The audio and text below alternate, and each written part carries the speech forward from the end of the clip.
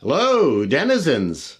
Everyone loves to hate Apple. Let me count the ways. Oh, we also hate Microsoft, IBM, Google, Dell, Facebook, Samsung, Oracle, SAP, etc., but for different reasons. I think one unique reason we hate Apple is because it has a history of being sanctimonious, of insisting that they know better, or proclaiming that they are being brave.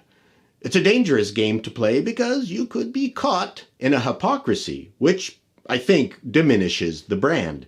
But I've been thinking, yes, as hard to believe as that is, we know how Apple wants to lock us into their walled garden. But honestly, every computer manufacturer and online service would love to do the same, let's be honest. Everyone wants to own the customer, so I'm not going to single out Apple for being better than most at doing that. Then, of course, there's the infamous Mac T2 chip that was designed for security and for decoding video and straightening curly hair, I've heard. Was it designed for our security or to stop third parties from repairing your Mac and pissing off Louis Rossmann in particular? Maybe the former inevitably led unintentionally to the latter, notwithstanding many bad engineering design decisions. I am an advocate for right to repair, but let's assume for this discussion that Apple is doing this for us. Okay, I can hear your laughter in the background. Tim Cook has been positioning Apple as a secure platform that doesn't sell our data. Heavens!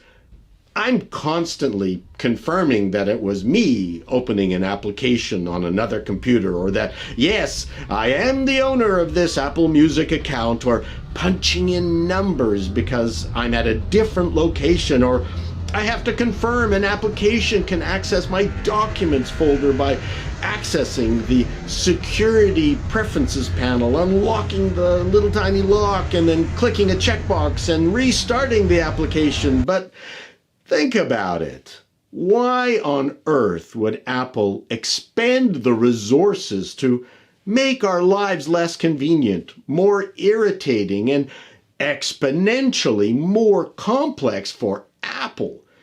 Do you think Apple wants to expend cash and resources to all this security shit? I don't think so.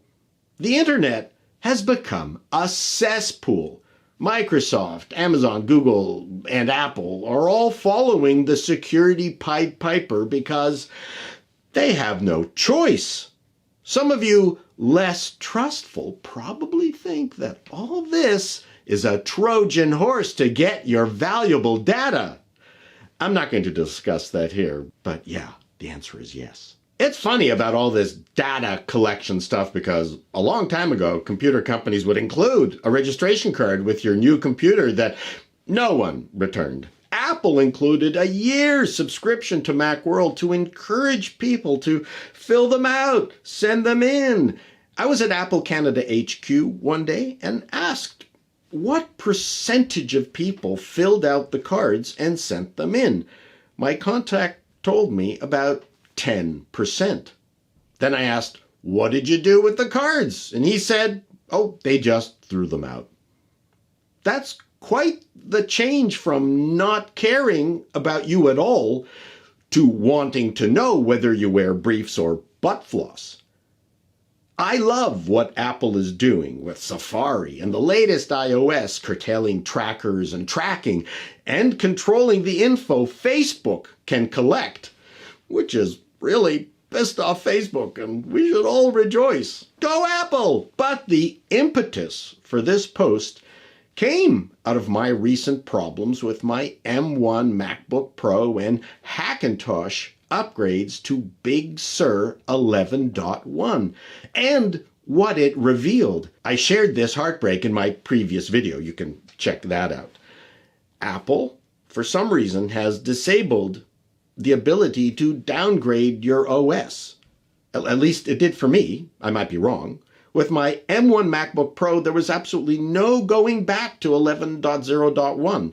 What was really disturbing was that my Hackintosh, of all things, would not let me use Time Machine to go back to a previous OS version.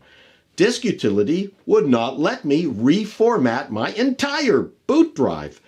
Is this a security protocol?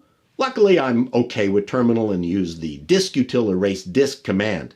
After that, the Time Machine backup worked. So, is Apple's increased lockdown something they had to do? And is this the inevitable crap we have to put up with?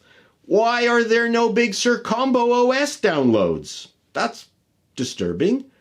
How much of Apple's support is being taken up by security issues? When the first attempt to recover my M1 MacBook Pro failed, it was immediately escalated to a senior support person. Very suspicious. But he was great, and we got it all running. Maybe this is the fallout of having to supply more robust security. And don't just throw Linux in my face in the comments.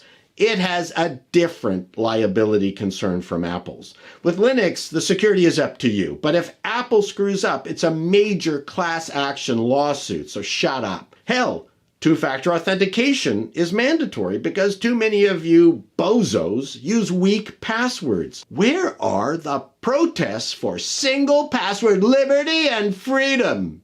There was the recent controversy about the data applications send back to Apple's mothership, but that has turned out to be a tempest in a teapot. There is a big difference between a company promising something and stumbling, and one that is doing bad things and knowing that they're doing bad things and being found out.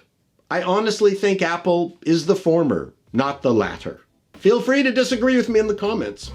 Till next time, denizens, so long. Be seeing you.